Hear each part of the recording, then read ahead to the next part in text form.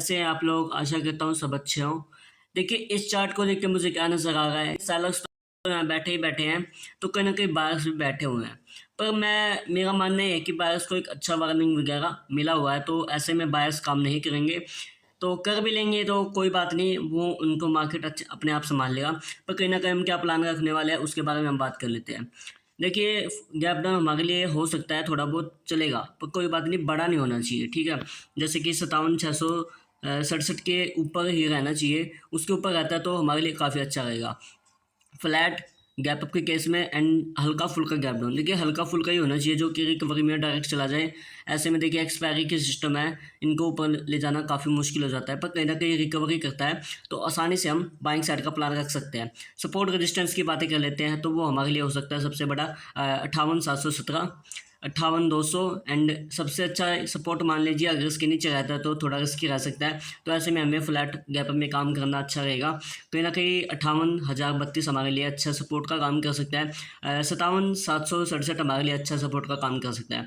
ऐसे में बात कर लेते हैं मिड निफ्टी की, एक वहाँ भी कल ही एक्सपायरी है। 57,153 हमारे लिए सपोर्ट का काम कर सकता है। देखिए, मिड निफ्टी का चार्ट कुछ ऐसा बना हुआ है कि यहाँ पे जो बड़े बैठे हैं ना, यानी कि बायर्स को अच्छा वार्निंग वगैरह वगैरह मिला हुआ है, तो ऐसे में काम करना हमारे लिए काफ़ी अच्छा रहेगा।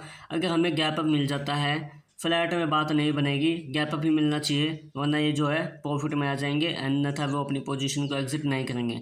ऐसे में हमें हल्का फुल्का गैप अप फ्लैट के आसपास, तो मैंने आपसे बात कर ली। गैप डाउन में देखिए थोड़ा सा ऊपर की ओर नेगेटिव या पॉजिटिविटी दिखाता है, तो वो काम कर सकते हैं बाइंग साइड। पर देखिए गैप डाउन में भी अच्छी बात नहीं बनेगी, कहीं ना कहीं हमें गैप अप भी चाहिए। सपोर्ट रेजिस्टेंस की बातें कर लेते हैं। 13,150 हमारे लिए रेजिस्टेंस हो सकता है, 13,050 हमारे लिए रेजिस्टेंस हो सकता है। रेजिस्टेंस की बातें करते हैं तो 12,991 हमारे लिए रेजिस्टेंस हो सकता है। सपोर्ट की बातें कर लेते हैं। 12,906 हमारे लिए सपोर्ट का काम कर सकता है। 12,836 हमारे लिए सपोर्ट का काम कर सकता है एंड 12,782 भी हमारे लिए सपोर्ट का काम कर सकता है। बात कर लेते हैं बैंक निफ्टी की। ये वैसे इतनी घूमने वाली बात तो है नहीं, पर मार्केट घुमाना चाहे तो घुमा भी सकता है, कोई बात नहीं।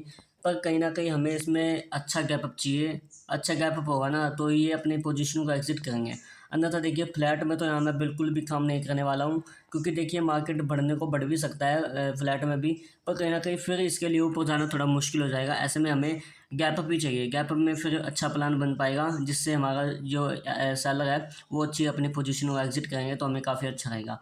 सपोर्ट रेजिस्टेंस की बातें कर लेते हैं एक बार। रेजिस्टेंस हमारे लिए हो सकता है 51,378, 51,148। सपोर्ट की बातें कर लेते हैं 58,815, सॉरी 50,815, 50,675 हमारे लिए सपोर्ट का काम कर सकता है। और अच्छे सपोर्ट की बातें करते हैं तो 50,274 हमारे लिए सपोर्ट का काम कर सकता है। देखिए फ्लैट में यहाँ थोड़ा गंदा रह सकता है कहीं ना कहीं। गैप डाउन के केस में ऐसा हो जाता है, फिर ये इसके लिए ऊपर बढ़ना मुश्किल हो जाएगा, क्योंकि जो एसल हंटिंग के हिसाब से जो हमने रेजिस्टेंस लगाया है वो काफ़ी ऊपर हो सकता है।